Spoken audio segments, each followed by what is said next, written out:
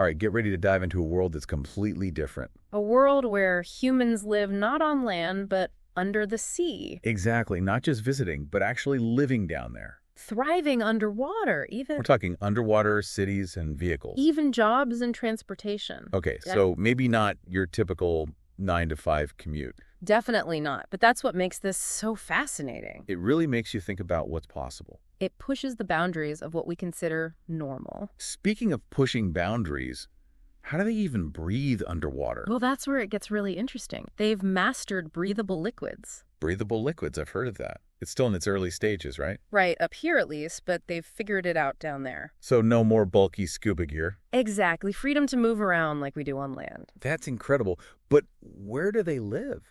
Are we talking underwater caves? Think bigger.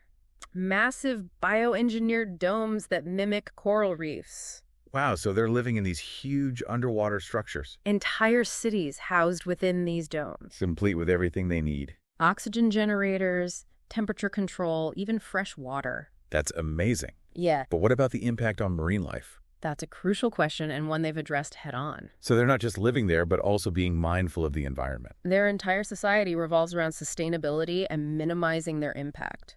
That's impressive. So how does their transportation work? Imagine ferries shaped like manta rays, gliding silently through the water. Now that's something I'd love to see. What about food? They have underwater farms for seaweed and kelp. Of course those make sense.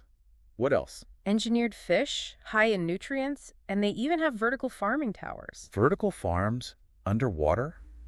How does that even work? They use bioluminescent algae to provide light for the plants. Wow, so they're harnessing the power of bioluminescence. That's incredible. It's all about using the resources around them in innovative ways. So it's not just about survival, it's about thriving in this environment. Exactly, and their culture reflects that deep connection to the ocean. I can only imagine.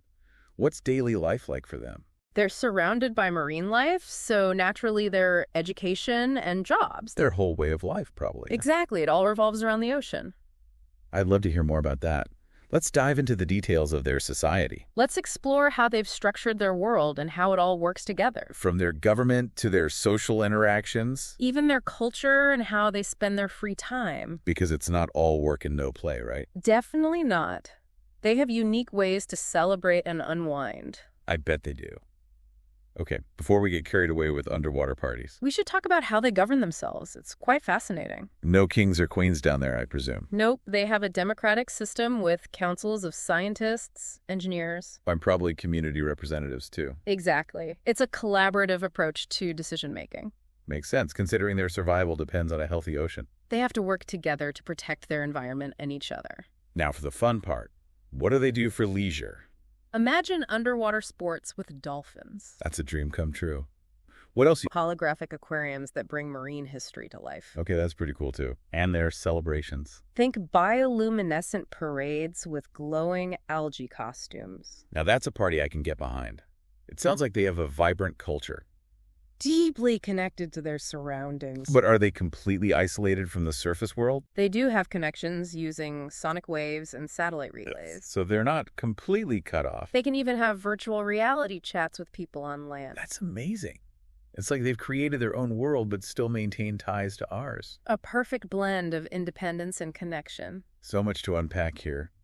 What can we learn from this underwater society? Their ingenuity and sustainability offer valuable lessons for us all. Even if we're not building underwater cities anytime soon. Exactly. It's about broadening our perspective and thinking outside the box. It's inspiring to see how they've adapted and thrived. And how they found ways to live in harmony with their environment.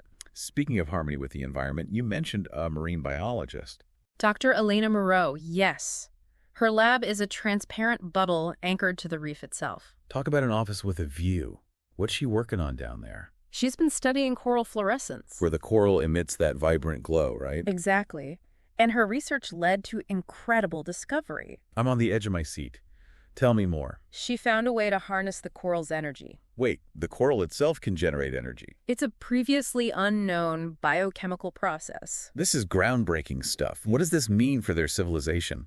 It revolutionized their energy grid. They could lessen their reliance on things like thermal vents. So they're using the coral itself as a source of clean energy. It's a perfect example of how nature can provide solutions. And how understanding those natural processes can lead to innovation. Her work is a testament to the power of scientific exploration. And a reminder that we still have so much to learn from the ocean. It's full of secrets waiting to be unlocked. This is truly mind-blowing.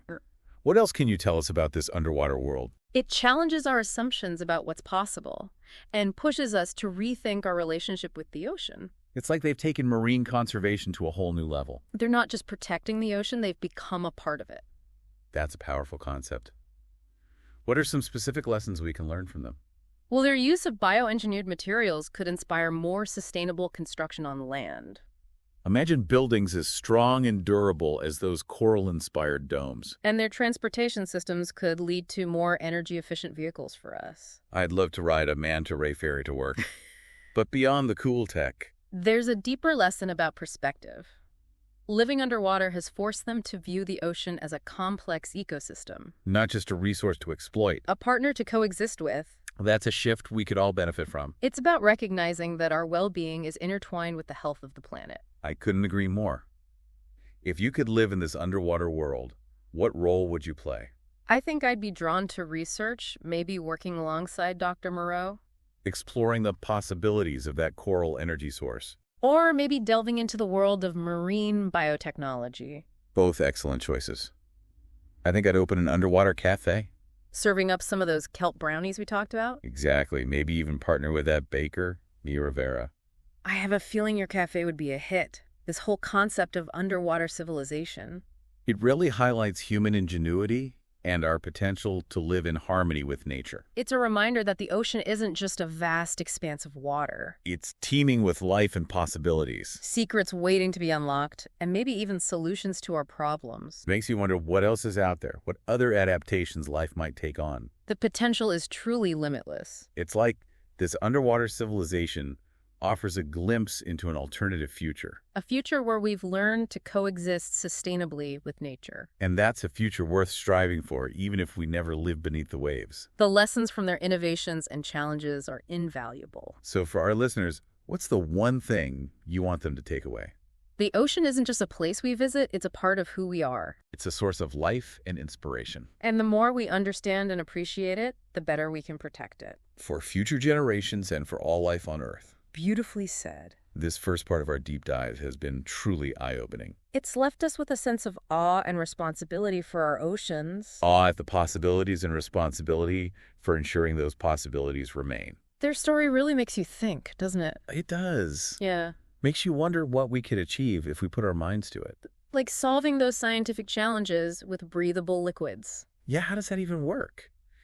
You mentioned perfluorocarbons. Those are synthetic liquids that can dissolve a lot of gases, like oxygen. So you breathe the liquid and your lungs extract the oxygen. It sounds crazy, but it's based on real science. It's still in its early stages up here, though, right? There are challenges, of course, density, long-term effects, the cost. But this underwater civilization, they've figured it out. They've integrated it seamlessly into their lives. That's amazing, truly. Now, those bioengineered domes, We were just talking about those, weren't we? they sound incredible. Yeah. You said they're inspired by coral reefs? They use bioconcrete, a material with living organisms. Living organisms in concrete. That's fascinating. It makes it strong and self-healing. Plus, they use genetically modified algae. So they're essentially growing their buildings. In a way, yes, it's a level of sustainable construction we haven't reached yet. Their transportation systems, too, you mentioned, they're super efficient. Like those manta ray ferries, they use biomimicry to their advantage. Mimicking the manta ray's fins for lift, right? Exactly. Plus advanced hydrodynamics and a propulsion system. Based on electromagnetic pulses, I believe you said. They glide through the water silently and with minimal resistance. It's amazing how they've combined nature and technology. They've really learned to work with their environment. Speaking of working with their environment, how do they produce food? Well, they have those underwater farms for seaweed and kelp, but They've gone beyond that, haven't they? they've also engineered fish for rapid growth and high nutrition. It's like an underwater agricultural revolution. And those vertical farming towers we discussed. Using bioluminescent algae for light, it's incredible. It's a closed-loop system. Water and nutrients are recycled. A self-contained ecosystem, minimizing waste. It's remarkable how they've addressed the challenges of food production. It makes you wonder what other challenges they face. Well, their society, it's built on collaboration and respect. for each other in the ocean, right? Their education focuses on empathy and problem solving. Preparing them for life in this unique world. They've adapted not just technologically, but socially. I wonder what their art and music is like. Imagine music inspired by whale songs, sculptures like jellyfish. Their connection to the ocean must permeate everything they do. It's a constant source of inspiration and wonder. But no society is perfect. They must have conflicts, too. Of course, over resources, technology, maybe even viewpoints. On how to manage their relationship with the ocean. But their democratic system, their emphasis on collaboration. It suggests they've found ways to address these conflicts peacefully. It shows their resilience and ability to adapt, wouldn't you say? Absolutely. They've created a thriving community in extraordinary circumstances. A testament to human ingenuity and our drive to connect and explore. This deep dive has been so eye-opening, learning about their world. It really makes you think about possibilities, doesn't it? It does. I'm eager to hear more, to delve deeper into what we can learn from them. It's been quite a journey so far. It really has. I feel like we've only just scratched the surface. There's always more to discover, isn't there? Absolutely.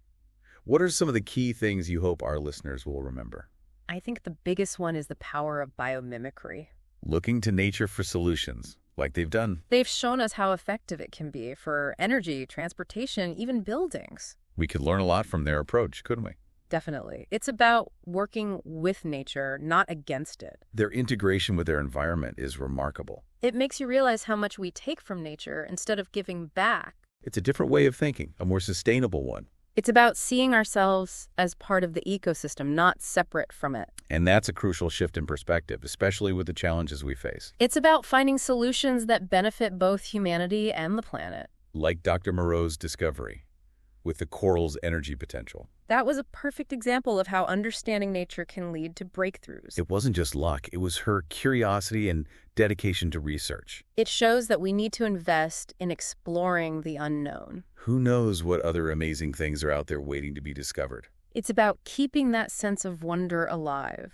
This whole deep dive has reminded me that the ocean is full of possibilities. Not just a vast, empty space, but a world teeming with life and mysteries. And it's vital to the health of our planet. We have so much to learn from the ocean and its inhabitants. If we're open to listening and observing. As we wrap up this journey, what's the main message you want our listeners to take away?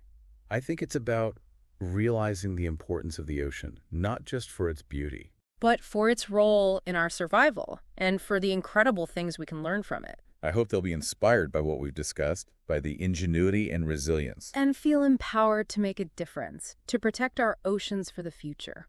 Because the future of our planet depends on it, doesn't it? Absolutely. This underwater civilization, it's a glimpse into what's possible. When we work with nature, not against it. It's a reminder that even though we don't live beneath the waves, the ocean is a part of who we are. It's a source of life and inspiration. And it deserves our respect and care. Well said. That concludes our deep dive into the world of underwater civilization. We hope you've enjoyed exploring with us. Until next time, keep asking questions and keep exploring. Keep diving deeper into the mysteries of our blue planet. And remember, even if we never live under the sea, the lessons we learn from the ocean can guide us towards a better future. Thanks for joining us.